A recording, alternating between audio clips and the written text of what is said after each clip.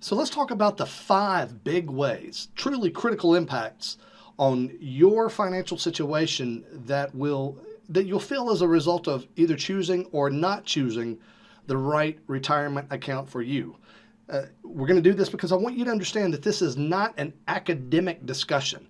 It has a real impact on you and your financial situation. So the first critical impact is contribution limits. This is the simplest one, the most obvious one, but this is so huge, my friends. It is very frequently the case that simply by making an adjustment and choosing the right type of self-directed retirement account versus the one you may already have, it's very plausible that your contribution limits could increase by a factor of 10 or 20 per year. 10 or 20 times per year. Massive, massive difference. That's issue number 1. The second issue is this: tax efficiency.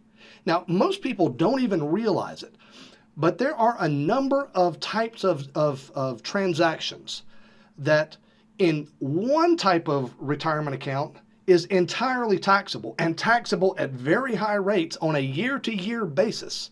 But in another type of retirement account, that same transaction done the same way in every way is completely not taxable. So that is a very tangible consideration, and this is particularly true for those of you who invest in real estate. The tax efficiency issue is massive. The third one is this: legal complexity. And what I mean by that is, in certain types of self-directed retirement accounts, you have to jump through a lot of hoops and actually form additional business structures in order to have fundamentally direct access and direct control of your retirement account capital.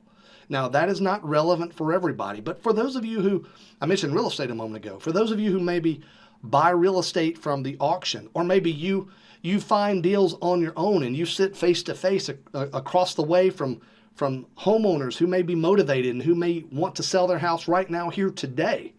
Well, for those of you who are in that kind of situation, having immediate impact to, or immediate access to your capital and even signatory authority over your capital is something that is not optional.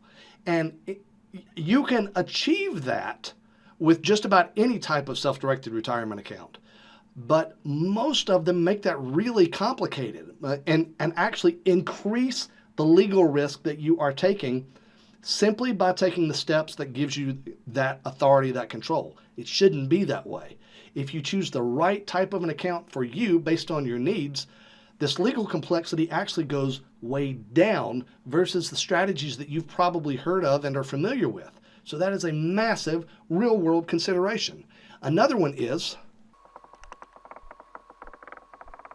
investment flexibility.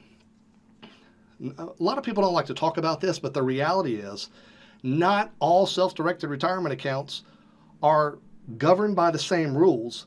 And as a result, some of them actually can do investments that are either completely prohibited or, as a practical matter, just not feasible in other accounts. This is a big one because for those of you who think creatively and who want to do some really interesting and powerful things in your account, you have to have the maximum amount of flexibility. And this is one of the areas where choosing the right type of an account has a tremendous impact. And in the fifth area, this may be the biggest one of all. It is prohibited transactions. Prohibited transactions are those things that the IRS says you simply cannot do them with your IRA, your 401k, whatever kind of self-directed retirement account that you are using.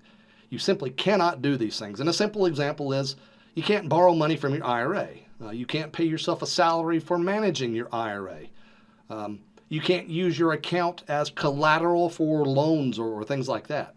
These are prohibited transactions, but there are a lot of them that are a lot more subtle than that.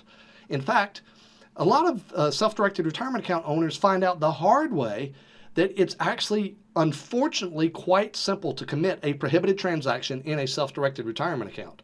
But the issue that you and I are facing is this: simply by choosing the right type of an account, or by structuring the account that you have in a better way, you can tremendously reduce the practical impact of committing a prohibited transaction. Now, obviously, your first line of defense is to not commit prohibited transactions to begin with. But particularly with IRAs, the impact of committing one is so high that you can think 40 to 60% of the value of your IRA at minimum. That's about how much you're going to lose at minimum for committing a prohibited transaction.